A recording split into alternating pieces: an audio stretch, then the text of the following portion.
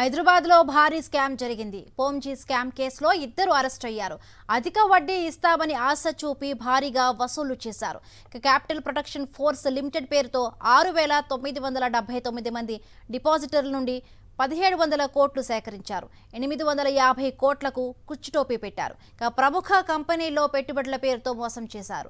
Director Kavya నల్లూరితో పాటు Odelu పవన్ను arrest చేశారు పోలీసులు.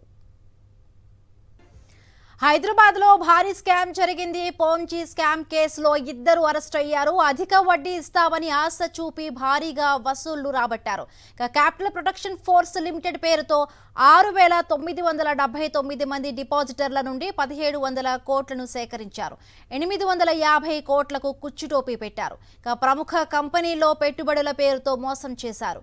డైరెక్టర్ కావ్య నల్లూరితో పాటు ఓదెలు పవన్ను అరెస్టు చేశారు పోలీసులు.